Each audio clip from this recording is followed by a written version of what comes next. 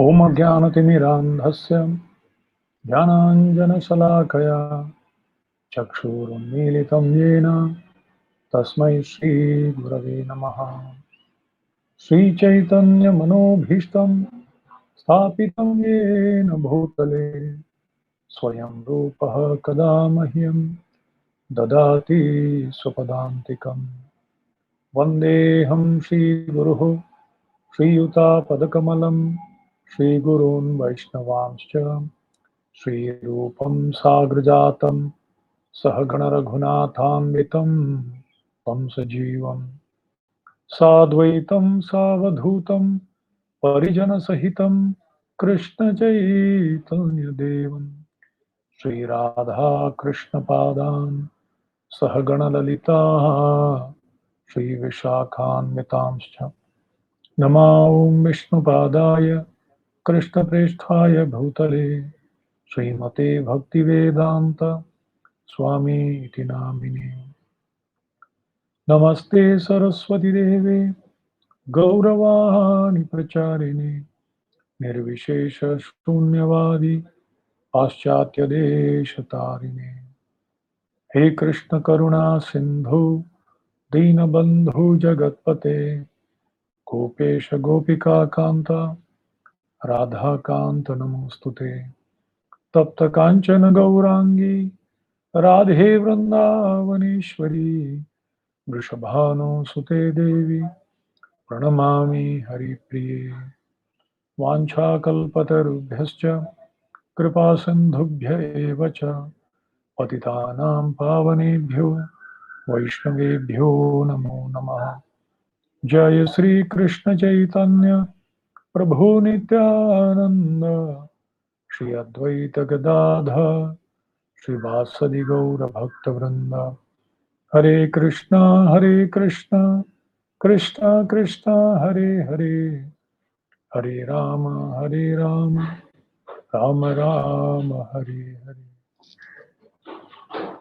सर्वशास्त्राब्धिपीयूष सर्ववेदैकसत्फल सर्वसिद्धान्तरत्नाढ्य सर्वलोकैकदृक्प्रदा सर्वभागवतप्राण श्रीमद्भागवत प्रभो कलिदुहान्तोदितादित्य श्रीकृष्ण परिवर्तिता परमानंद पाठाय प्रेमवर्षक्षराय ते सर्वदा सर्वसेव्याय श्रीकृष्णाय नमोस्तुते।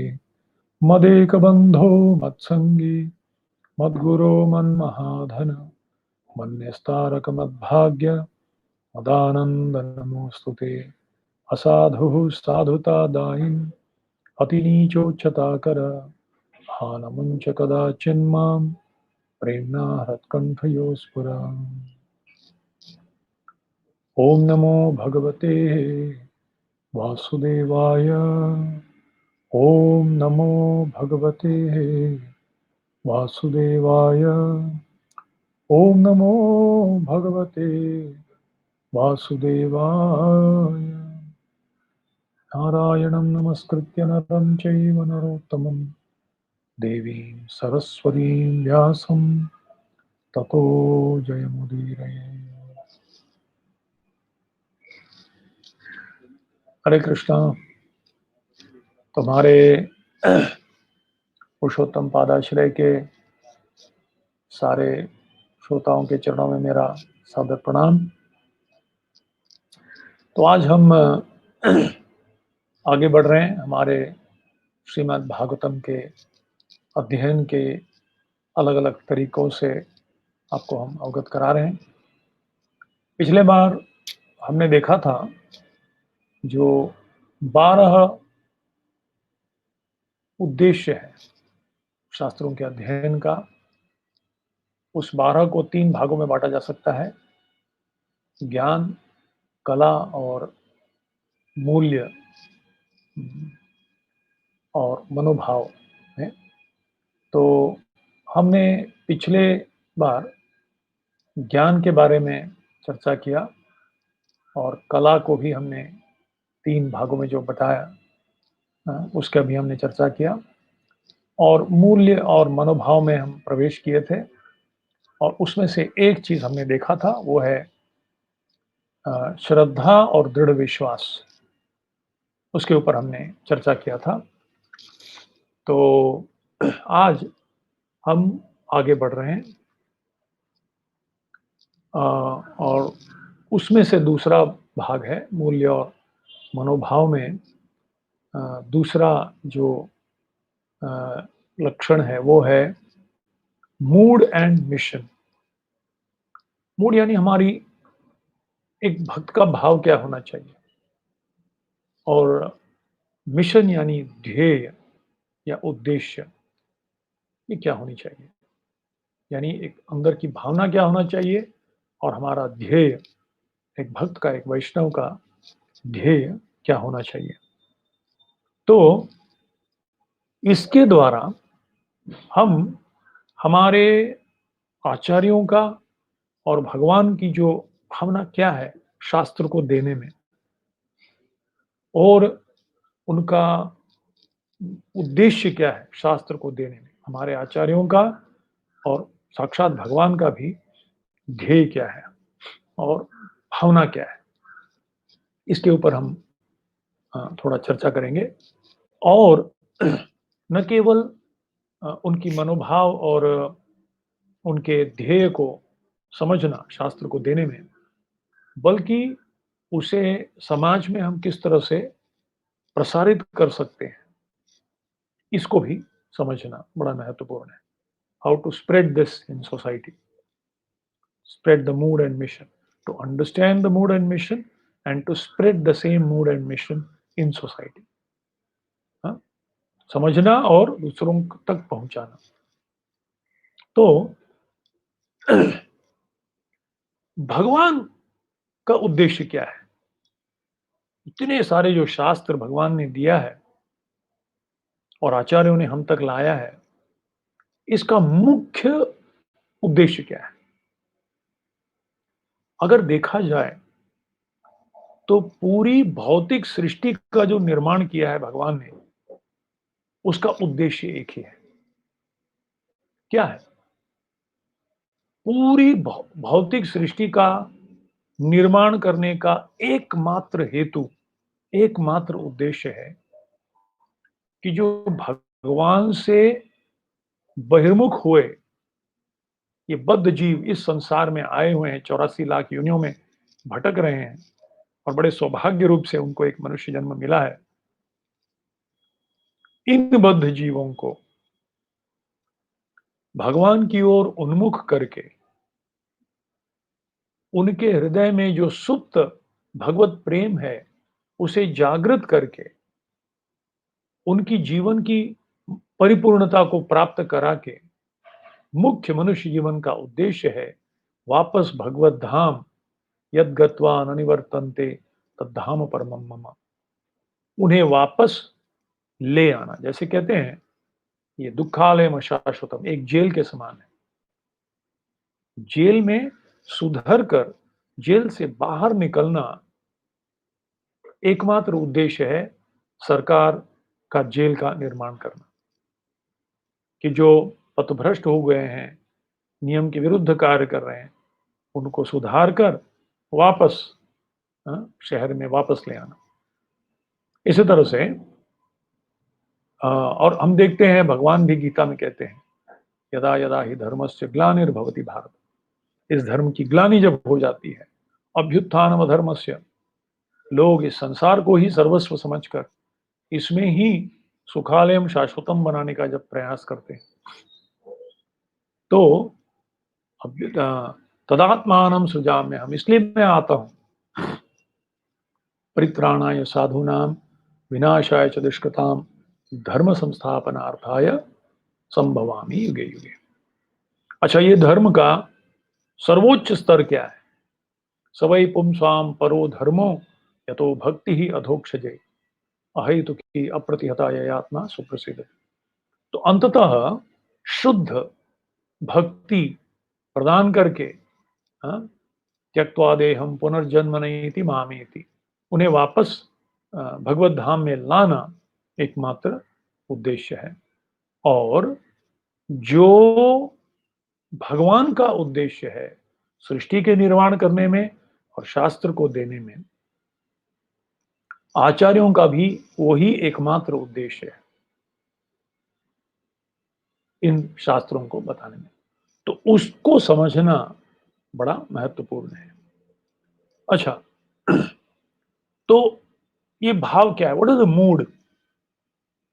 भगवान का मूड क्या है? भगवान के आचार्यों का मूड क्या है? वो मूड ये है कि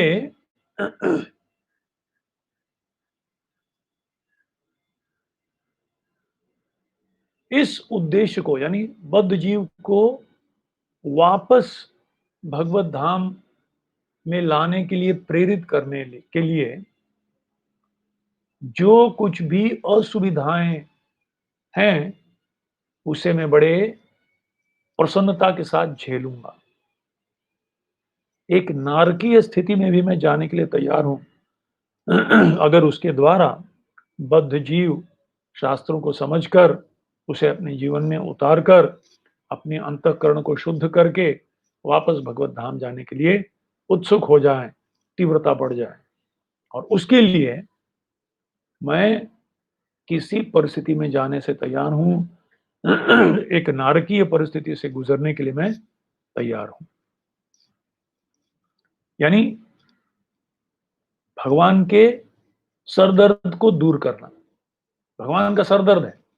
आप बोलेंगे भगवान का सरदर्द कैसे? भगवान का एक दिव्य सरदर्द है। वो सरदर्द क्या है? कि बद्ध जीव का उद्धार कैसे हो, बद्ध जीव का उद्धार कैसे हो। ऐसी कथा है, बहुत प्रसिद्ध कथा है, ब्रज में भी प्रसिद्ध है, आचार्यों में बड़ा प्रसिद्ध है कि एक बार भगवान को सरदर्द हो गया, एक दिव्य सरदर्द। भगवान जब भी कुछ लीला करते उसका एक उद्देश्य होता है। भगवान को सरदर्द हो गया, कृष्ण को। तो नारद जी गए और पूछे कि प्रभु, इस सरदर्द को दूर करने के लिए क्या करना है? तो भगवान ने कहा, अगर मेरे भक्त के चरणों की धूली अगर मुझे मिल जाए और उसे मैं अपने सर पे लगा लूं, तो मेरा ये सर दर्द दूर हो जाएगा।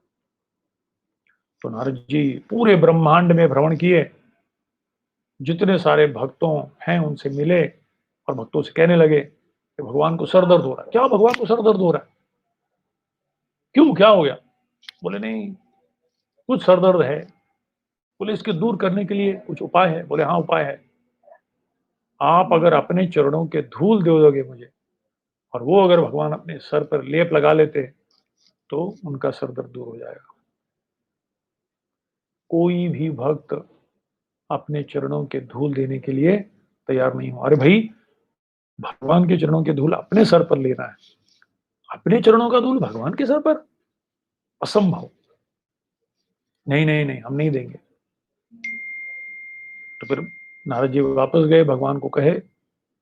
भगवान ने कहा, आप ब्रज में गए थे, गोपियों से पूछे? तो बोले नहीं। बोले जाओ। तो नारद जी ब्रज में गए, गोपियों से मिले और गोपियों को कहा, तुम्हें मालूम है मैं भगवत धाम से आ रहा हूँ, भगवान श्री कृष्ण से मिलके आ रहा हूँ। गोपियां बड़े उत्सुक हो गए। बड़े, अच्छा बताइए बताइए भगवान कैसे? भगवान बोले बहुत सरदर्द हो रहा है। बोला सरदर्द? नारद जी, किसी न किसी तरह से क्या हम उस सरदर्द को कम कर सकते हैं? बोले हाँ, एक तरीका है। अगर आपके चरणों के धूल दोगे और वो भगवान अपने सर पे लगाएंगे, तो सरदर्द दूर हो जाएगा। बोले बस इतना ही? तो निकाल निकाल कर थैली भर कर देने लगे गोपियां। तो नारद जी आश्चर्यचकित रह गए। नारद जी ने गोपियों को पूछा, तुम्हें मालूम है तुम क्या कर रही हो? इससे तुम घोर नरक में जाओगी। तो गोपियों ने मुस्कुराते हुए कहा, हमें मालूम है ये, हम शाश्वत नरक में सड़ने के लिए तैयार हैं, अगर उसके द्वारा भगवान के सरदर्द में थोड़ा सा भी अगर कम हो सकता है, कुछ क्षणों के लिए भी अगर भगवान का सरदर्द कम हो सकता है, तो हम शाश्वत नरक जाने के लिए तैयार हैं, नरकवास करने के लिए तैयार हैं। तो कहने का मतलब ये है ये भक्तों का मनोभाव है, आचार्यों का मनोभाव है कि बद्ध जीवों को वापस भगवत धाम भेजने के लिए खुद नारकीय स्थिति से जाने के लिए तैयार है। बार बार इस भौतिक संसार में आने के लिए तैयार है, दुखालय शाश्वतम में आने के लिए तैयार है। This is the mood off the acharyas. और शास्त्र में यही बार बार देखते हैं। भागवत के 7वें स्कंद में जब भगवान नरसिंह देव प्रकट हुए और प्रहलाद से कहते हैं कि प्रहलाद, तूने मेरे लिए इतना कष्ट सहा, अब मैं हिरण्यकशिपु का वध कर दिया, तुझसे मैं प्रसन्न हूं, मांग तुझे क्या चाहिए। तो प्रहलाद महाराज जी प्रार्थना करते हैं कि प्रभु, जब तक इस संसार में एक मूर्ख बद्ध जीव भी सड़ रहा है, तब तक मैं इसी संसार में बार बार आना चाहता हूं। मम जन्मनि जन्मनीश्वरे। और जिस व्यक्ति ने मुझको इस गंदे नाली के कीड़े जैसे परिस्थिति से उठाकर आपके चरणों में रखा, उस मेरे गुरु नारद मुनि के सेवा में मैं लगे रहना चाहता हूं। मुझे भगवत धाम नहीं चाहिए, मुझे मेरे गुरु की सेवा चाहिए। जिस कृपा से उन्होंने मुझे इस भवसागर से उठाकर आपके चरणों में स्थापित करने में सहायता की, उनकी सहायता दास दासानुदास बनकर मैं सेवा करना चाहता हूं। मैं इसी संसार में रहना चाहता हूं, मुझे भगवत धाम भी नहीं चाहिए। यानी नारकीय स्थिति में मैं रहने के लिए तैयार हूं, अगर उसके द्वारा मैं अपनी गुरु की सेवा कर सकता हूं, भगवान की सेवा कर सकता हूं। भगवान का जो सरदर्द है, महान आचार्यों का जो दिव्य सरदर्द है कि बद्ध जीवों का उद्धार कैसे हो, उनकी चिंता हमेशा वही रहती है। रामानुजाचार्य के जीवन में देखते हैं, रामानुजाचार्य को उनके एक गुरु गोष्ठीपूर्ण ने उनको जब मंत्र प्रदान किया, बहुत ही दृढ़ संकल्प के साथ रामानुज बार बार जाते थे गोष्ठीपूर्ण के पास। कई बार परीक्षा करने के बाद उनकी तीव्रता को देखकर गोष्ठीपूर्ण ने कहा कि मैं तुम्हें एक बहुत ही गूढ़ मंत्र दे रहा हूं, और इस मंत्र के जपने से, श्रवण मात्र से, कीर्तन मात्र से तुम तुरंत वैकुंठ में चले जाओगे। पर एक शर्त पर मैं तुम्हें दूंगा, ये बहुत ही गूढ़ मंत्र है, तुम इसे किसी को भी मत देना। और उसके कान में सुना दी। जब रामानुजाचार्य इस मंत्र को ग्रहण किए, उनके हृदय में दिव्य प्रेम तो जागृत हुआ ही, साथ ही साथ करुणा की लहर निकलने उठ लगे। तो समुद्र में बड़े बड़े लहरें निकलते हैं, सुनामी, तो करुणा का सुनामी निकलने लगा रामानुजाचार्य के हृदय में कि क्या इस मंत्र के जपने से बद्ध जीव एक क्षण के अंदर शुद्ध होकर भगवत धाम जा सकता है। सारे समस्याओं से, सारे तापों से, सारे दुखों से एक क्षण में निकल सकता है। तो ठीक है, मैं सारे बद्ध जीवों में बांट दूंगा। ये सोचकर रामानुजाचार्य मंदिर के पास आए। मंदिर के एकदम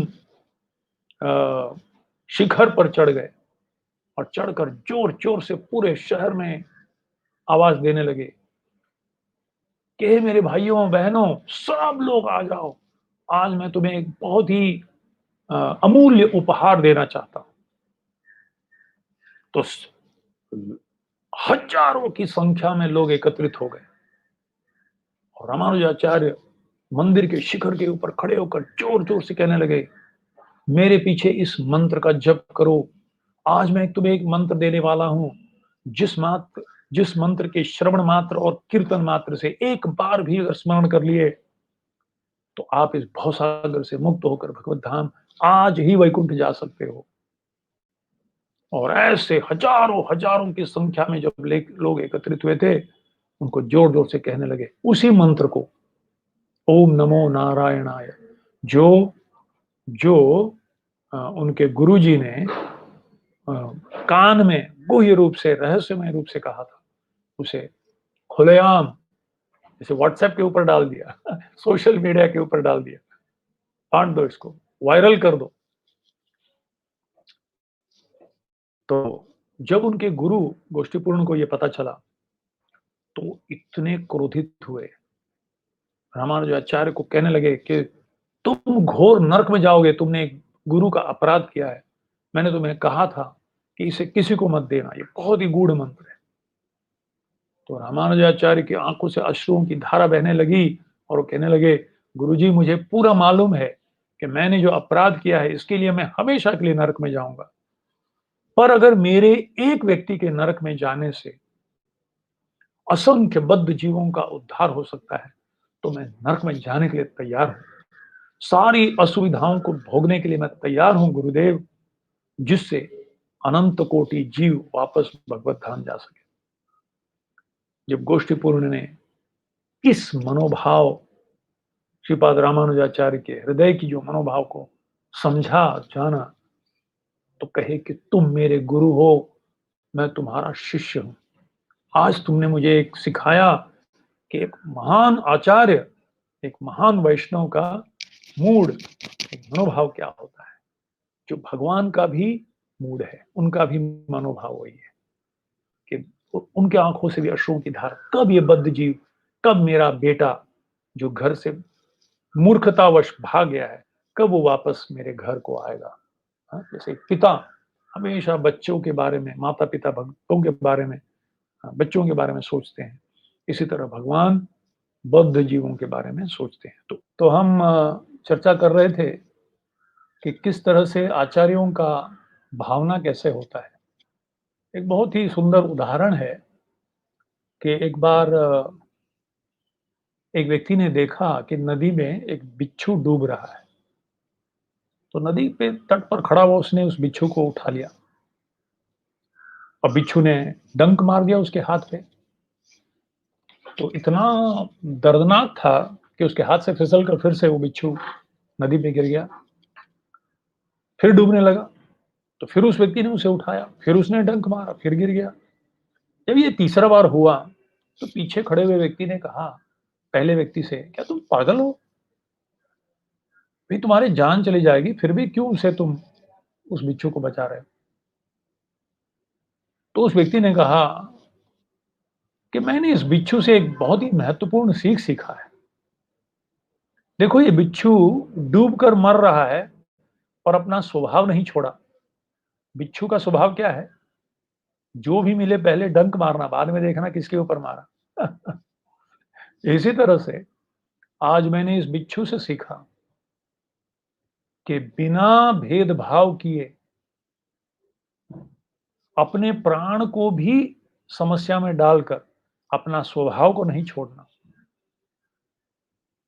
तो ये स्वभाव होता है साधुओं का, ये स्वभाव होता है आचार्यों का, ये स्वभाव होता है भक्तों का, ये स्वभाव होता है भगवान का भी, कि अपने को असुविधा में भी डालते हुए, यहाँ तक कि मृत्यु तक भी, हाँ, अपने प्राण को जोखिम में डालकर भी दूसरों तक इस संदेश को पहुंचाना, उनके उद्धार का मार्ग उन्हें बतलाना। तो ये मूड होता है आचार्यों का। हम देखते हैं श्रील भक्ति सिद्धांत सरस्वती ठाकुर, उनका भी एक दिव्य सरदर्द था। क्या? कि महाप्रभु ने हमें आज्ञा दिया है, पृथ्वी त्याचे जत नगरादि ग्राम, सर्वत्र प्रचार होइबे मोर नाम। महाप्रभु ने बहुत बड़ी आज्ञा दी है मुझे, वो एक सर पे मेरे बहुत बड़ा एक बोझा है और एक चिंता है कि पूरे विश्व भर में ये महाप्रभु का संदेश किस तरह से, भागवत का संदेश कैसे पहुंचेगा। और उस सर दर्द को दूर करने के लिए उनके शिष्य श्रील प्रभुपाद ने वृंदावन का वास छोड़कर राधा दामोदर में रह रहे थे, उनको सम्मान मिल रहा था, उनका जीवन अच्छा चल रहा था। और गुरु की आज्ञा जो थी, उनकी इच्छा जो थी, उनकी आज्ञा जो थी, उसको शिरोधार्य करके श्रील प्रभुपाद जी वृंदावन छोड़कर 2 हार्ट अटैक को झेलते हुए, गरीबी को झेलते हुए, नारकीय स्थिति उस बावरी में जाकर अमेरिका में रहने लगे। और तब तक वो नहीं छोड़े, भले प्राण भी चले जाए, उनके पास वापस आने का टिकट था, पर फिर भी उन्होंने उसे स्वीकार नहीं किया, जब तक गुरु की आज्ञा को पूर्ण नहीं करे और बद्ध जीवों तक ये भागवत का संदेश पहुंचा ना पाए। तो इस तरह से हम देखते हैं, ये इज द रियल मूड। जारे देखो तारे कहो कृष्ण उपदेश, हमारा ज्ञ गुरु हो या तारो ही देश। महाप्रभु ने कहा कि मेरे आज्ञा पर तुम भी गुरु बनो और इस संदेश को पूरे लोगों तक पहुंचाओ, सब बद्ध जीवों तक पहुंचाओ, और उसके लिए कोई भी असुविधाओं को स्वीकार करने के लिए तैयारी होना। तो ये हुआ मूड एंड मिशन। मिशन यानी बद्ध जीवों का उद्धार को प्रामुख्यता देना, और मूड कि उस संदेश को पहुंचाने के लिए जो भी असुविधाओं को सहन करना पड़े, यहां तक कि मृत्यु को भी, तो उसे भी झेलने के लिए तैयार होना। तो ये शास्त्रों में बार बार हर संप्रदाय में हम देखते हैं कि किस तरह से भक्त इस मूड और इस मिशन को अपनाते हैं। अब आगे बढ़ते हैं। तो उसमें से तीसरा है इवैल्यूएशन। इवैल्यूएशन का मतलब है मूल्यांकन। हम्म?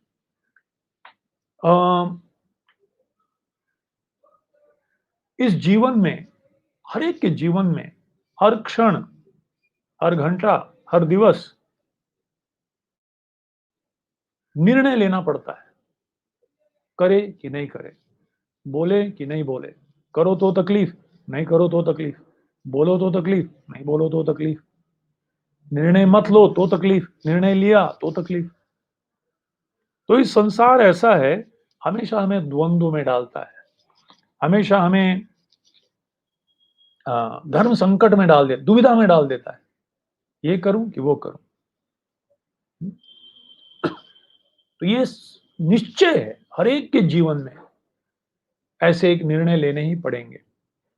और इस समय अगर शास्त्र का अध्ययन हुआ है, तो ये निर्णय लेने में, एक परिस्थिति में निर्णय लेने के पहले जो the the the gap between the stimulus and the response, एक उत्तेजित करने वाली परिस्थिति हृदय से भी आ सकती है, काम क्रोध लोभ मोह के रूप में, दूसरे व्यक्ति से आ सकती है जो हमें भड़का सकता है, या परिस्थिति हमें मजबूर करती है, तो वो परिस्थिति उत्तेजित करने वाली, और हम प्रतिक्रिया दिखाते हैं। तो उत्तेजित होना और प्रतिक्रिया दिखाना, इस दोनों के बीच में एक छोटा सा जो टाइम गैप होता है, वहां एक महान व्यक्ति और एक साधारण व्यक्ति में अंतर हम देख पाते हैं। एक साधारण व्यक्ति उस उत्तेजना में बह जाता है, बिना सोच विचार किए ही reacts but does not respond. अंग्रेजी में रिएक्शन और रेस्पॉन्स में अंतर है। रिएक्शन मतलब फटाक से कुछ कर देना बिना सोचे समझे, और रेस्पॉन्स मतलब सोच समझ कर उसमें प्रतिक्रिया दिखाना। तो ये मनुष्य जीवन का प्रमुख एक पशु और मनुष्य जीवन में ये अंतर है। पशु तो सिर्फ तुरंत रिएक्शन दिखाता है, और मनुष्य को रिस्पॉन्स दिखाना चाहिए। रेस्पॉन्सिबिलिटी, रेस्पॉन्सिबिलिटी का मतलब यही जवाबदारी है कि हम सही तरह से प्रतिक्रिया दिखाए, ना कि जस्ट जो मन में आ जाए तुरंत कर डाले। तो जो व्यक्ति शास्त्रों का अध्ययन किया है, उसे निर्णय लेने में बहुत ही मदद होगा। उदाहरण के लिए एक बार एक भक्त ने अच्छा एक प्रश्न किया था। कहे कि समझ लीजिए आप एक समुद्र के तट पर जा रहे हैं, टहल रहे हैं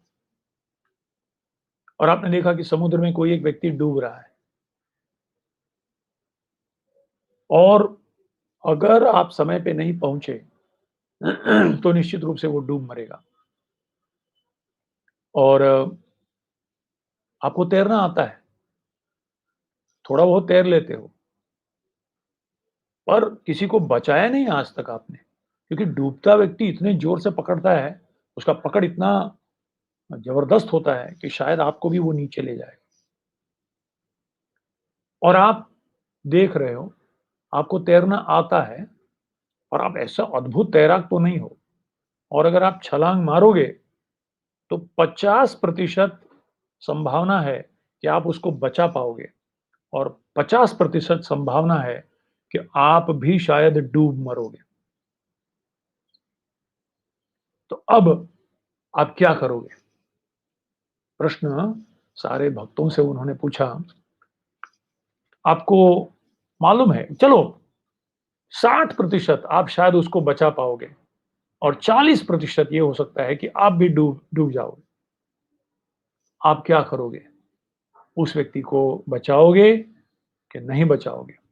अगर बचाओगे तो शास्त्र के आधार पर हमें बताइए क्यों आप बचाओगे? और अगर नहीं बचाओगे तो शास्त्र के आधार पर हमें प्रमाण दीजिए क्यों नहीं बचाओगे? मैं चाहता हूं कि आप भी श्रोतागण इसके ऊपर चर्चा करें, चिंता करें, चिंतन करें शास्त्र के आधार पर। और एक जगह लिखिए, मैं बचाऊंगा। क्यों बचाऊंगा? शास्त्र के प्रमाण के आधार पर। क्योंकि शास्त्र कहता है कि किसी व्यक्ति को तकलीफ में है तो उसे बचाना हमारा धर्म है। हाँ? किसी को संकट में, पर दुख दुखी, एक भगवान वैष्णव का लक्षण है। वैष्णव जन तो तेने कहिए जे पीड़ पर आए जाने रे। तो उसे बचाना हमारा कर्तव्य है। इस तरह से शास्त्र में कहां कहां किस व्यक्ति ने किसको किसको बचाया, और अगर नहीं बचाओगे, ये निर्णय लिया आपने, क्यों? एक भक्त ने उनको पूछा कि क्या वो जो डूब रहा है वो भक्त है कि अभक्त है? तो उन्होंने कहा, भाई वो तो तिलक तो मिट गया, अभी समझ में नहीं आ रहा है। उसको उठाने के बाद ही समझ में आएगा, पूछना पड़ेगा, भाई तू भक्त है कि नहीं भक्त है। पर तुम्हें नहीं मालूम उसे बचाओगे कि नहीं। तो किसी ने कहा कि मैं नहीं बचाऊंगा, क्योंकि अगर मैं डूब गया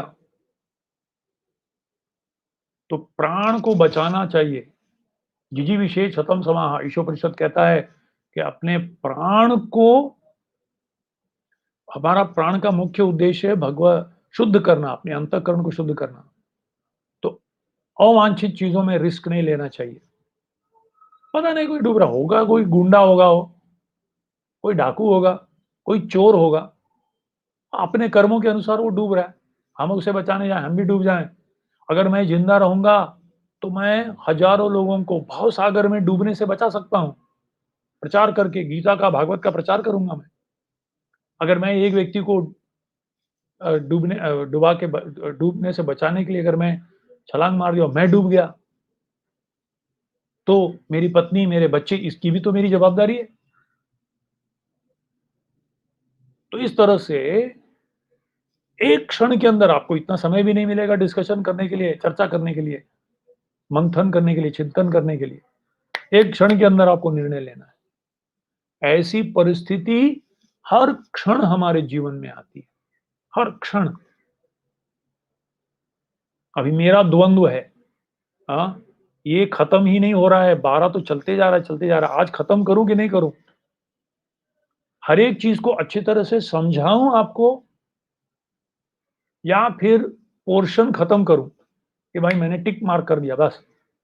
तो मेरा अंतःकरण करता है, नहीं नहीं नहीं, भले एक एक चीज को आप पूरे एक क्लास ले लो, और अच्छी तरह से समझना, क्योंकि समझना महत्वपूर्ण है। पुस्तक को खत्म करना महत्वपूर्ण नहीं, उस पुस्तक को समझना महत्वपूर्ण है। और दूसरा भाग कहता है कितना खींच रहे हो भाई, लोग भी तंग आ जाएँगे, ये स्वामी जी तो बोले जा रहे। तो द्वंद्व हमेशा हर क्षण होता है। आप भी सोच रहे होंगे, ये तो बोले जा रहा है, बंद करके मैं अपना घर का काम करूँ, कि सुनते रहूँ इसका। तो इस तरह से हम देखते हैं कि हर क्षण इस द्वंद्व में निर्णय लेना पड़ता है और कभी-कभी ऐसी परिस्थिति आती है, जहाँ कुछ करो तो तकलीफ, नहीं करो तो तकलीफ। देखिए, 2 उदाहरण मैं देता हूँ।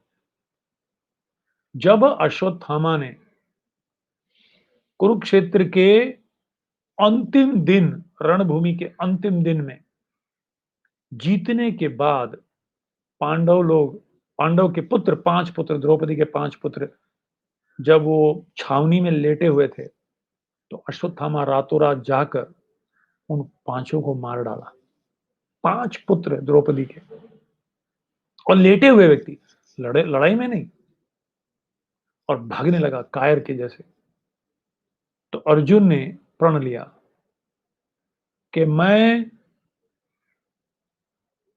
निश्चित रूप से अश्वत्थामा को पकड़ के उसका सर काट के उसके सर के ऊपर खड़े होकर, द्रौपदी, तुम्हें मैं स्नान जब तक नहीं कराऊंगा तब तक मैं तुम्हारे आंसू को मैं नहीं पोंछूंगा। तभी मैं आंसू को पोंछूंगा। उसके सर पर खड़े होकर जब स्नान करोगी तुम, तब मैं कहूंगा, तब मैं तुम्हारे आंसुओं को पोंछूंगा। ये प्रण लेकर, ये प्रतिज्ञा लेकर अर्जुन निकलता है और अर्जुन अश्वत्थामा को पकड़कर लाकर एक पशु जैसे बांधकर द्रौपदी के चरणों में फेंक देता है, मार डालो इसे। कृष्ण कहते हैं तुरंत इसे मार डालना चाहिए, क्योंकि 6 प्रकार के आतताई होते हैं। कोई पत्नी को उठा के ले जाता है, कोई आपकी संपत्ति पर आक्रमण करता है, कोई आपके धन चुरा लेता है, आपका घर जला देता है, या आप एक बड़े हथियार लेकर आप पर आक्रमण करता है। ऐसे व्यक्ति को मारने में कोई पाप नहीं। तो भगवान कहते हैं मार डालो। द्रौपदी कहती है नहीं, नहीं, नहीं, ये हमारे गुरु, हाँ, द्रोणाचार्य का पुत्र है, इसे नहीं मारना चाहिए।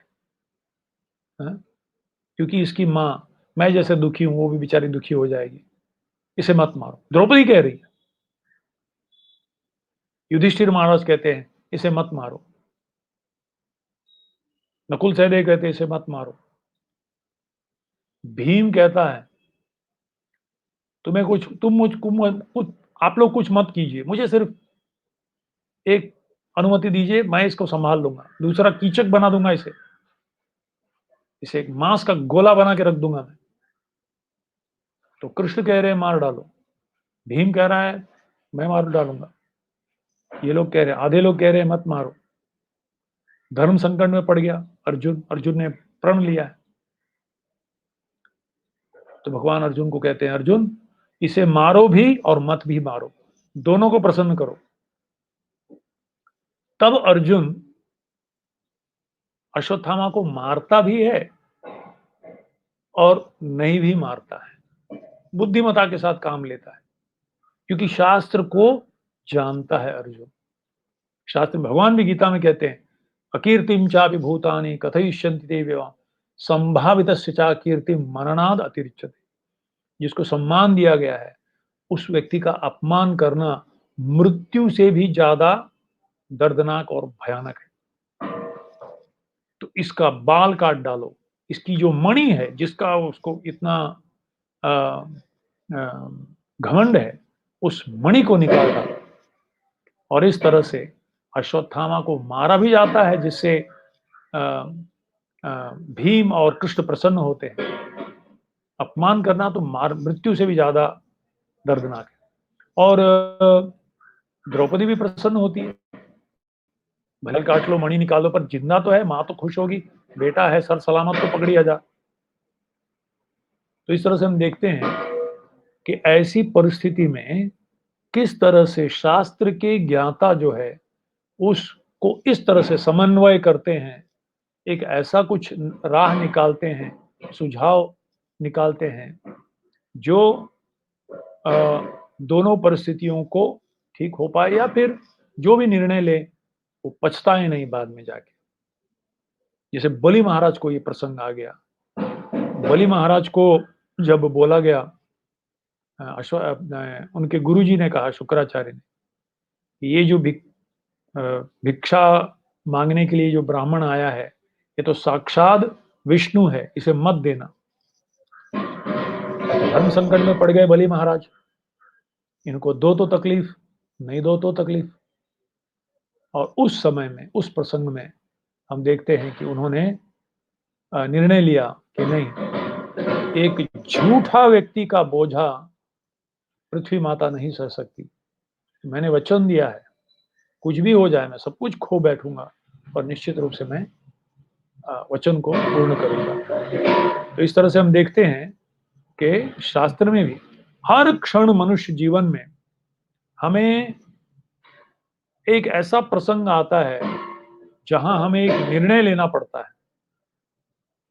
हमारे सामने एक चॉइस है और उस समय अगर हमने शास्त्रों का अच्छी तरह से अध्ययन किया है तो हमें ये देश, काल और पात्रता के अनुसार क्या योग्य है, क्या अयोग्य है, क्या हानिकारक है, क्या लाभदायक है, क्या अनुकूल है, क्या प्रतिकूल है, ये जानने और निर्णय लेने में आसानी हो जाएगी, ताकि हम बाद में पछताए नहीं कि हमने गलत निर्णय लिया। ये हो गया तीसरा। अब हम चौथे में जाते हैं। अथॉरिटी। अथॉरिटी का मतलब है अधिकृतता। अधिकृतता। तो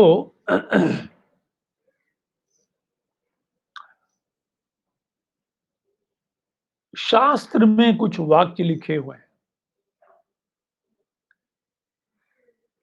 और दुनिया कुछ और कह रही है, तो आप किसको ज्यादा प्रामुख्यता देंगे, किसको आप ज्यादा अथॉरिटी मानोगे? अथॉरिटी का मतलब है ज्यादा महत्वपूर्ण, क्या सही है, क्या सत्य है। और आजकल की परिस्थिति में हम बार बार देखते हैं, क्योंकि विज्ञान हमारे आंखों के ऊपर प्रत्यक्ष प्रमाण प्रमाण चाहता है। कम से कम बुद्धि से समझना चाहिए या आंखों से देखा है, कानों से सुना है, नहीं तो दूसरी चीजों को हम विश्वास नहीं करते। कोई लोग कहते हैं भूत वूत कुछ नहीं होता, मैंने देखा नहीं, कोई दिखा तो सही। कोई कहता आत्मा ही नहीं होता क्योंकि मैंने देखा नहीं है। वैज्ञानिक तरीके से उसको साबित नहीं किया जा सकता, किसने देखा है? ये सब आप लोग, आपकी बस अंधश्रद्धा है। और शास्त्र स्पष्ट कहता है, गीता में भगवान कहते हैं, देहिनोऽस्मिन् यथा देहे कौमारम यमंजदा तथा देहांतर प्राप्त धीरस्तत्र मुह्यति। धीर पुरुष मोहित नहीं होता, क्योंकि शरीर नश्वर है पर आत्मा सच्चिदानंद है। आत्मा है तभी तो शरीर है, आत्मा चले जाए तो शरीर मृत है। विज्ञान अभी तक साबित नहीं कर पाया है, आज का हमारा विज्ञान, भौतिक विज्ञान। और शास्त्र कहता है कि आत्मा है, भगवान भी है। नास्तिक वैज्ञानिक कहता है नहीं है। तो किसको आप अधिकृत मानोगे, शास्त्र को या पूरी दुनिया जो कह रही है? तो ये अ, और अगर स्वीकार भी करते हो तो उसका एक कारण देना चाहिए, थोड़ा तो लॉजिकल होना चाहिए। एक कारण हो, योग्य कारण देना चाहिए क्यों मैं स्वीकार करता हूं। बस शास्त्र कहता है उसको अंधश्रद्धा हो गया। अंधश्रद्धा नहीं, not blind faith, implicit faith, शास्त्र के आधार पर। तो अगर आप स्वीकार भी करते हो तो आप दूसरों को समझा पाना चाहिए कि क्यों मैं स्वीकार करता हूं। तो उदाहरण के लिए वही लेते हैं, शास्त्र कहता है हम शरीर नहीं, हम आत्मा है। और भौतिक विज्ञान कहता है जो तुम देख सकते हो, जो तुम समझ सकते हो, उसको स्वीकार करो। आत्मा को किसी ने देखा नहीं है, नहीं है, हम ये शरीर हैं, बस। शरीर नष्ट होता है तो सब कुछ खत्म हो जाता है। तो शास्त्र कहता है कि नहीं, तो कुछ हद तक हम अपनी बुद्धि से, वैज्ञानिक तरीके से, भौतिक वैज्ञानिक तरीके से कुछ प्रमाण दे सकते हैं। उदाहरण के लिए कई ऐसे केसेस हैं, नियर डेथ एक्सपीरियंस, जहां मृत्यु, मर गया है व्यक्ति और थोड़े समय के बाद फिर से वापस आ गया और कहा कि मैं मर गया था, जब मैं मरा हुआ था उस समय मैंने ये देखा, वो देखा, और बाद में और सही दिया, जो जो भी कहा वो सत्य निकला। मैं ऐसा गया था, किसी का दर्शन किया, फिर मैं वापस आ गया और फिर मैं जागृत हो गया, और साइंस दिखाता है कि ये मर गया था, इसका ईसीजी सब फ्लैट, खत्म। उसको जलाने ले जा रहे थे, तभी उठ के खड़ा हो गया फिर से, और कहता है कि मैं यहाँ गया था, यमराज देखा और यमराज ने बोला नहीं, गलत निर्णय लिया था, ये व्यक्ति नहीं दूसरे को, चलो इसको भेज दो आप। ऐसे बहुत सारे उदाहरण हैं। ऐसे कितने उदाहरण है, रीइंकार्नेशन, पुनर्जन्म, कि एक बच्चा जन्म लेता है 2 साल की उम्र में, कहता है कि मैं फलाना गांव का था और ये फलाना भाषा बोलने लगता है, ये मेरे पिताजी थे, ये मेरे माता थे, ये मेरी बहन थी। 2 साल का बच्चा, वो ऐसी भाषा कह रहा है जिस भाषा को उसने सुना ही नहीं। और बाद में लोगों ने पता किया, तो पता चला कि वो एड्रेस सही है, माता-पिता हैं, वो बच्चा गुज़र गया था, कुएँ में गिर के मर गया था, और अभी ये जन्म लिया है और ये कह रहा है कि मैं वो हूँ। एक नहीं, और भक्त लोग नहीं, ये वैज्ञानिकों ने ही पता किया है, जो इन चीज़ों में शास्त्र में विश्वास नहीं करते, पर इन्होंने पता किया है और उन्होंने बताया कि हाँ, ऐसा है। तो जब अपनी बुद्धि से थोड़ा बहुत जितना हो सकता है समझकर, हम जब शास्त्र के ऊपर विश्वास करते हैं, उसको एक कारण भी देते हैं, लॉजिकल, साइंटिफिक, तब हम कह सकते हैं कि हमें शास्त्र में विश्वास है। और शायद ऐसे बहुत सारी चीजें हैं जिसको हम आज भी साबित नहीं कर सकते, पर हमें विश्वास है क्योंकि शास्त्र कहता है। तो हम पूरे विश्व के मत, राजनीतिक या वैज्ञानिक मतों को ज्यादा प्रामुख्यता देंगे या शास्त्र को प्रामुख्यता देंगे। उदाहरण में रामायण में बताया गया है कि हनुमान जी थे। आज बोलेंगे ऐसा कौन सा है, तो भाई बोलता बंदर, वानर कहाँ है, आज तो हमने किसी देखा नहीं। और चिंपांजी होते, वो तो बातचीत नहीं करते, वो तो कम बुद्धि वाले होते हैं। आप तो कहते हो हनुमान जी सारे वेदों को जानते थे, तो स्वीकार करें कि नहीं करें? 100 योजन का सेतु बंधन किया, और आज हम देखते हैं श्रीलंका और इसके बीच में तो उतना जगह, उतना जो बोलते हैं डिस्टेंस जो है, वो तो बहुत कम है। 100 योजन कैसे हो सकता है? पर बहुत सारे ऐसे भी सबूत हैं जो दिखाता है कि ऐसा एक सेतु था, और बहुत सारे ऐसे भी चीजें हैं जो हमें संशय में डालते हैं, पर रामायण में लिखा हुआ है, वाल्मीकि मुनि ने लिखा हुआ है। तो ये आप देख रहे हैं कि किस तरह से समस्याएं आती हैं। शास्त्रों के कुछ वाक्य हैं, पर आज का विज्ञान कुछ और कहता है। फिर भी हम शास्त्र को क्यों मानते हैं? कई चीजें हमको भी शास्त्र का जो है, अभी तक हमें भी समझा नहीं है, पर फिर भी क्यों मानते हैं? मानते इसलिए हैं क्योंकि कुछ चीजें काम की है। कहा जाता है कि हरिनाम लेने से हृदय शुद्ध होता है। हमने हरिनाम लिया है, हमारा हृदय शुद्ध हुआ है, इंद्रियां काबू में आई हैं, तो कुछ चीजें तो काम किया है।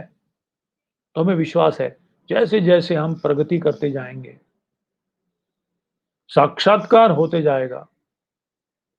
जैसे प्रहलाद को विश्वास था कि हर क्षण, हर स्थान में भगवान है, और हिरण्यकशिपु को बोलता है, कहाँ है तुम्हारा भगवान, दिखाओ। तो एक नंबर का नास्तिक और 100% आस्तिक। हम तो बीच में हैं। बोलते तो प्रहलाद जैसे, पर मानसिकता तो हिरण्यकशिपु जैसी है। तो हमारा बीच में हम पड़े हुए हैं। कभी कभी ये सही लगता है, कभी कभी ये सही लगता है। पर धीरे धीरे धीरे धीरे अगर शास्त्र को अपनाते हुए आगे बढ़ेंगे, साधना करते हुए साक्षात्कार करेंगे, तब प्रहलाद की तरह हम भी कहेंगे कि नहीं, भले हम अपने इस चर्म चक्षु से नहीं देख सकते, पर ज्ञान चक्षु और प्रेम चक्षु द्वारा हम देख सकते हैं कि भगवान का हाथ हमारे पीछे रहा है, हमारा संरक्षण हर क्षण कर रहा है। मारे कृष्ण राखे के, राखे कृष्ण मारे के। तो इस तरह से ये हो गया अथॉरिटी। और अभी हम आगे बढ़ते हैं, एकेडमिक एंड मॉरल इंटेग्रिटी, यानी सिद्धांतिक और नैतिक पारदर्शकता। पारदर्शकता यानी शास्त्रों को समझने में, शास्त्रों को मूल्यांकन करने में, शास्त्रों को उतारने में अपने जीवन में सिद्धांतिक और नैतिक पारदर्शकता होना चाहिए। पारदर्शकता का मतलब क्या? यानी मैं बोल कुछ और रहा हूं, पर मेरे मन में कुछ और विचार है, या शास्त्र के गिने चुने श्लोकों को मैं लेता हूं अपने मन की जो विचार है उसको सही स्थापित करने के लिए। मेरे मन में कुछ विचार है, और अगर मैं कहूंगा तो कोई सुनेगा नहीं। तो शास्त्र में से गिने चुने श्लोकों को लेकर, अर्ध कुक्कुटी न्याय कहते हैं इसको। अर्ध कुक्कुटी न्याय मतलब जो अनुकूल है उन श्लोकों को लेना, और जो प्रतिकूल है उन श्लोकों को छोड़ देना। ये पारदर्शकता नहीं है। This is not moral and academic integrity. नहीं, सारे दृष्टिकोण, सारे शास्त्रों के वचनों को देखकर एक सामंजस्य उसमें होना चाहिए।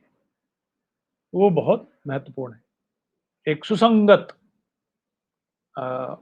बैलेंस्ड एंड हार्मोनियस निष्कर्ष देना, ये बहुत जरूरी है। तो उदाहरण के लिए लोग कहता है, कोई कोई उल्टी सीधी काम कर रहा है पैसे कमाने के लिए, कोई भी मतलब अनैतिक से कमा रहा है, और अगर उसकी कोई पूछा जाए, भाई ऐसे क्यों कर रहे हो? अरे भगवान ने कहा है कर्मण्येवाधिकारस्ते, कर्म करने का अधिकार है। पर उसी गीता में भगवान दूसरी जगह कहते हैं, कर्मणो ह्यपि बोद्धव्यम, बोद्धव्यम च विकर्मणः, अकर्मणश्च बोद्धव्यम गहना कर्मणो गति। कर्म भी होता है, विकर्म होता है। हर कर्म कर्म नहीं होता। कर्म यानी कार्य। कार्य और कर्म में अंतर है। कोई भी हम कार्य करते हैं वो कार्य है, और कर्म मतलब जो विहित कर्म है उसको कहते हैं कर्म, और जो गलत कर्म है, कार्य है, उसको कहते हैं विकर्म। किसी को जान से मार डालना विकर्म है, किसी की जान बचाना कर्म है। कार्य एक ही, दोनों कार्य है, और उसमें से कर्म और विकर्म, गलत कार्य। तो कभी कभी व्यक्ति अपनी मनमानी करता है, पर उसे ठीक साबित करने के लिए शास्त्र से गिने चुने श्लोकों को लेकर साबित करना, दिखाता चाहता है कि मैं सही हूं, मैं उचित सिद्ध करने का प्रयास करता है। यानी ये पारदर्शकता नहीं है। उदाहरण के लिए समझ लीजिए, एक अतिथि किसी के घर में जाता है। पहले तो अतिथि सत्कार करते हैं, अतिथि देवो भव, शास्त्र कहा है अतिथि देवो भव। 1 दिन हो गया, 2 दिन हो गया, 1 हफ्ता हो गया, 2 हफ्ता हो गया, 1 महीना हो गया, 2 महीना, अरे जाने का नामो-निशान नहीं ले रहा है। तंबू गाड़ के बैठ गया है घर में और उसको कुछ कहने जाए तो बोलता है अतिथि देवो भव। तो बुद्धिमान व्यक्ति अगर शास्त्र पढ़ा हुआ गृहस्थ है, तो उस अतिथि को पकड़ेगा और कहेगा भाई, अतिथि धर्म भी है। अतिथि को भी कहा गया है कि जिससे आप आतिथ्य स्वीकार कर रहे हो, उनको तकलीफ में नहीं डालना चाहिए, उनकी तकलीफ तुम्हारी तकलीफ। जब ये देखिए शास्त्र कितना महत्वपूर्ण है। कुंती और पांडव जब एक ब्राह्मण के यहाँ रह रहे थे, अतिथि बनकर, उसी गाँव में एक गुंडा रहता था, बकासुर, हाँ? और बकासुर ने एक नियम बनाया था कि हर गाँव से एक-एक हर गाँव के हर एक परिवार से महीने में 1 बार एक व्यक्ति खाने के साथ आएगा। एक बैलगाड़ी में खाना भर के वो बैलगाड़ी को हाँकता हुआ एक व्यक्ति आएगा, वो बैलगाड़ी का तो खाना खाऊँगा ही, वो व्यक्ति को भी मैं खा जाऊँगा। तो जिस समय कुंती महारानी वहाँ रह रही थी पांडवों के साथ, उस ब्राह्मण का समय आ गया। तो ब्राह्मणी और उसकी एक लड़का और एक लड़की आपस में चर्चा कर रहे हैं। ब्राह्मण कहता है कि मैं जाऊँगा, मैं जाऊँगा। तो पत्नी कहती है, नहीं-नहीं आप मत जाओ, मैं जाऊँगी, क्योंकि आप चले जाओगे तो बच्चों का देखभाल कौन करेगा? बहुत समस्या हो जाएगा, कमाने वाला कोई नहीं रहेगा।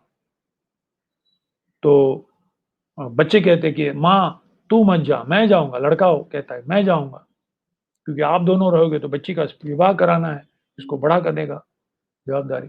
तो बहन कहती है भाई को, नहीं-नहीं तू मत जा, मैं जाऊँगा, मैं जाऊँगी। तो आपस में चर्चा चलते रहता है और उस समय कुंती देवी सुनती है। बोले, "अरे! हम जिनके यहाँ रह रहे हैं, उनके घर में इतनी बड़ी समस्या है, हमको प्राण देकर भी उनकी समस्याओं को दूर करना है।" तो कुंती जाके कहती है कि नहीं-नहीं आप किसी को मत भेजो, हम अतिथि के रूप में आए हैं। आपकी समस्या हमारी समस्या, मेरे पुत्र को मैं भेजती हूँ। नहीं, नहीं, नहीं, नहीं, आपके पुत्र को कैसे हम, आप तो अतिथि हो, अतिथि देवो भव। तो बोले नहीं, नहीं, नहीं, नहीं, मेरा पुत्र जो है, वो थोड़ा बलशाली है, वो काम करके आ जाएगा, चिंता मत करो। और भीमसेन जाते हैं और आपको मालूम है बकासुर का वध करके आते हैं।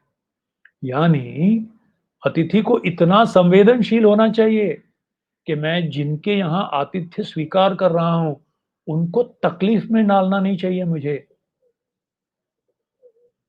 उनको अगर मैं तकलीफ में डाल रहा हूँ कि मैं अतिथि धर्म के विरुद्ध कार्य कर रहा हूँ।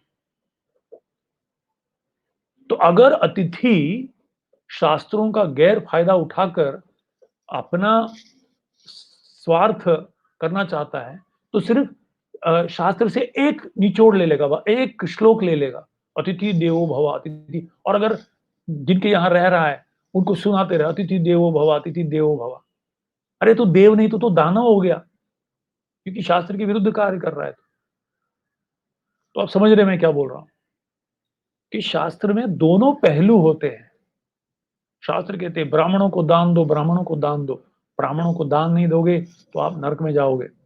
और ब्राह्मणों को कहा गया है, तुम जो दान लेते हो, उसका 1 पैसा भी अगर अवांछित इंद्र तृप्ति के लिए, गलत चीज़ों के लिए उपयोग करोगे, तो इससे भी ज़्यादा घोर नरक में तुम जाओगे। तो ब्राह्मणों को डर रखा है, दान लेते वक़्त सोच समझ के, किससे दान लेते हो, कितना दान लेते हो, सोच समझ के लो, और उस दान का उपयोग कैसे करते हो, नहीं तो तुम घोर नरक में जाओगे। और दूसरों को कहा गया है, दान नहीं दोगे तो तुम घोर नरक में जाओगे। देखिए कितना सुंदर से संतुलित है, उसमें सामंजस्य है, हाँ? उसमें मतलब शास्त्र सुसंगत है। तो शास्त्र में से सिर्फ एक पलड़ा निकाल लेना, दूसरा पलड़ा भारी हो गया, या अपना स्वार्थ को पूर्ण करने के लिए कोई एक श्लोक को उठा लेना, तो ये गलत उपयोग है शास्त्र का। तो हमें गलत उपयोग करना नहीं चाहिए। और अगर कोई व्यक्ति गाल शास्त्र का गलत उपयोग करके अपना स्वार्थ कर निभा रहा हो, तो उसको भी हम पहचान कर उसे रोकने का कर्तव्य शास्त्र के अध्ययन करने से होता है। ये हो गया। यानी शास्त्र को पूरी तरह से समझना है। अर्धकुकुटी एक उठा लिया श्लोक, बस एक ग्रंथ का एक श्लोक उठा लिया एक अध्याय से और उसी को परम सत्य बोल दिए, नहीं। तो ये हो गया शास्त्र से सुसंगत होना, एकेडमिक एंड मॉरल इंटेग्रिटी, सुसंगत होना, पारदर्शिता होना। और अंत में, हाँ, अभी हम अंत में आ गए, responsibility for learning. Responsibility for learning मतलब क्या? शास्त्र को अध्ययन करने का उत्तरदायित्व की जवाबदारी हमारे ऊपर है, किसी और को नहीं दिया जा सकता। अगर हमने शास्त्र का अध्ययन नहीं किया, हम उसके जवाबदार हैं, हम उसके उत्तरदायित्व हैं, और किसी को हम दोष नहीं दे सकते। अगर हमने शास्त्र का लाभ नहीं लिया, हम उसके उत्तरदायित्व हैं, हम उसके जवाबदार हैं, ना कि गुरु, ना कि कोई समाज, ना कि हमारे आचार्य। आचार्य ने तो दिया हुआ है, गुरु जी तो कह रहे हैं, तो ये जवाबदारी लेना। शास्त्र को पढ़ने की जवाबदारी, शास्त्र की महत्व को समझने की जवाबदारी, शास्त्र में रुचि प्राप्त करने के लिए जो कुछ जरूरी है वो करने की जवाबदारी, हाँ? शास्त्र को समझने के लिए अलग अलग जो तरीके हैं, उन तरीकों को समझ के अपनाने की जवाबदारी, ये जवाबदारी हमारी है, ये किसी और की नहीं है। किसी और को हम दोष नहीं दे सकते। तो आचार्यों ने अपनी जवाबदारी कर दी, भगवान ने अपनी जवाबदारी निभा दी, भगवत गीता कह दिया। आचार्यों ने अपनी जवाबदारी निभा दी, ग्रंथों को हम तक ले आए, जशी आहे तशी। और अब हमारी जवाबदारी है उसको जशी आहे तशी समझने की, जशी आहे तशी रखने की नहीं, यथारूप रखने की नहीं, यथारूप उसको समझने की जवाबदारी हमारी है।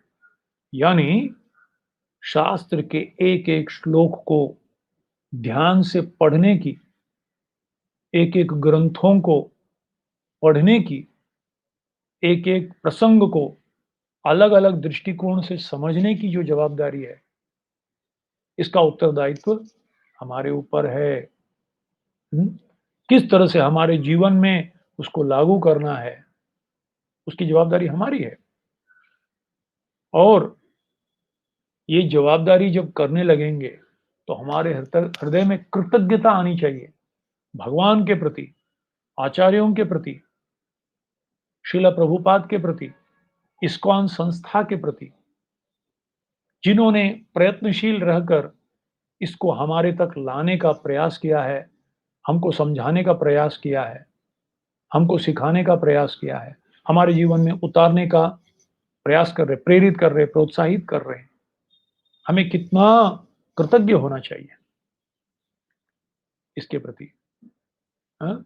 और इसे समझकर हमें जवाबदारी लेनी चाहिए व्यक्तिगत रूप से शास्त्रों को पढ़ने की और सामूहिक रूप से आकर उसको समझ के उतारने की और बांटने की। तो ये जवाबदारी हमारी है, हाँ? तो इस तरह से हमने देखा इस प्रसंग में, इस आज के इस क्लास में, कि शास्त्रों के अध्ययन के कुल 12 उद्देश्य हैं। ज्ञान के आधार पर 3, कला के आधार पर 3, और मूल्य और मनोभाव के आधार पर 6। तो इसको अगर आप ध्यान से समझ लेंगे, तब आपको अंदर से प्रेरणा मिलेगी कि कुछ भी परिस्थिति क्यों ना हो, हमारा ये उत्तरदायित्व है, हमारी जवाबदारी है कि हम किसी न किसी तरह से शास्त्र को पढ़ने के लिए समय निकालेंगे, शास्त्र में रुचि बनाए रखने के लिए जो भी कार्य है वो करेंगे, जो संग है वो संग को प्रामुख्यता देंगे, संग करने का, भक्तों के संग में आकर शास्त्रों के अध्ययन करने का जो कार्य है, उसको हम प्रामुख्यता देंगे अपने जीवन में। हुँ? तो इस तरह से ये अगर हम समझ जाएँ, तब हम पूर्ण रूप से भगवान की कृपा से, आचार्यों की कृपा से जो ग्रंथ आए हैं, उसका हम पूरा लाभ ले सकते हैं। तो आप सबका बहुत-बहुत धन्यवाद। मैंने काफ़ी समय ले लिया, थोड़ा धर्म संकट था, मूल्यांकन करना, आज खत्म करूँ या अगले बार के लिए छोड़ूँ? मैंने बोला नहीं, आज तो खत्म होना ही है। तो आज हमने किया है, अगले बार भागवत का हम शुरुआत फिर से करेंगे, जहाँ हमने छोड़ा था, वो देखेंगे। हरे कृष्णा, श्रील प्रभुपाद की जय, ग्रंथराज श्रीमद् भागवतम की जय, निताय गौर प्रेमानंदी, हरि हरि बोल।